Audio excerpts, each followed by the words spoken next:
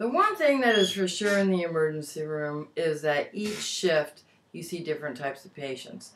In the day shift, you see a lot of regular cold stuff. I've had a cold, I might have cut my hand, uh, pretty light stuff. Then you do, of course, have very serious stuff like heart attacks and, strokes, life-threatening stuff, things that also kill you.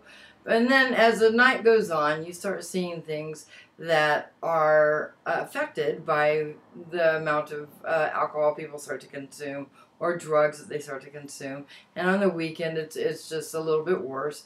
But there's no question that your patient, the type of patient that you get, is definitely different at night, as is the type of workers that work at night versus working in the daytime. Many reasons why are 1 through 100, because that's how many managers are around. So for the emergency room nurse or the tech who's just a little bit on the rogue side, a little bit on the edge of being funny, of thinking things that are funny that perhaps the director of nurses would not think are funny, these are people who tend to congregate and to work at night. And it makes for a very fun shift, and it works because that's the type of patients that we have come in with us. One night, it was a weekend night, and there was a patient that came in, and he was a homeless guy, and he was very dirty, and he smelled. We tried to put him in the room that was like the furthest away, although there weren't actually rooms; it was just sheets, or that were as barriers in between all of the gurneys. There weren't separate walls, so you could hear almost everything. And so it tends to get loud, always in an emergency room, and then you get people who speak louder than they realize, and everybody hears. And they tell us this all the time. Every staff meeting you get told, watch what you say. People are complaining about cussing. People are complaining that people are talking too loud. They heard everybody's vacation. It just goes on and on. And nothing ever really changes. We try and be quiet, but it just doesn't happen sometimes. So this man came in. He was homeless. He was dirty. We put him in the bed furthest away so that we wouldn't have to smell him. And he also had just a huge fungal infection all over his body. The doctor came and he handed me the chart. I was in charge that night, and he said, "Here we go. We have a guy with he has a terrible fungal infection. Here's the medicine we want you to give him." And I looked at the chart, and I said, "There's a fungus among us," which is funny. You have to admit. The problem is that he heard it. And so all of a sudden we hear from there, "I heard what you said.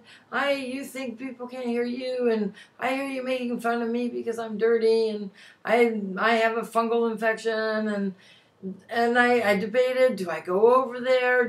What are the chances that this guy has a way of like calling up administration and complaining?" I took my chance, and I thought, probably none. He's probably going to just settle down, and this will be the end of it. We won't have to worry about it. At the end of the time that he had been there, we gave him his medicine, and we discharged him. Now, this is a Friday evening, and so you really want those beds. They get turned over very, very fast. So you have housekeepers standing right there, waiting for the person to get dressed, get out of there, goodbye, don't let it hit you in the butt. And we got to turn this bed over because there's 59 people waiting for that bed.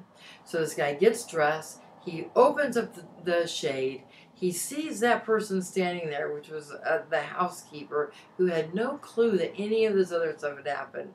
And in his mind, he feels that it is the housekeeper that said that, the fungus among us, which again, I would like to say is pretty funny. So he goes up to the guy, he gets right in his face, and he goes, "Fungus among us, asshole," and just goes off on him.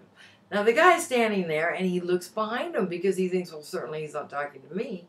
And now I'm standing there thinking, what do I do? Do I admit it? And still thinking that's not the way to go.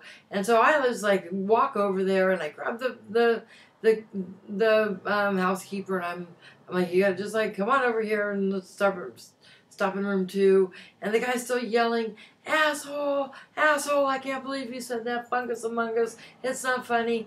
And I kind of like got the guy out of there, and he actually never did find out that it was me. The housekeeper never did find out that it was me. However, he was like kind of upset that someone had called him an asshole. And it was funny. Sorry. I apologize to you who are watching this. If you were the guy who I said fungus among us, it was all in good fun. If you were the housekeeper, sorry, I probably should have stood up, but I'm really not that big of a person. All right. Okay, so we will see you next time.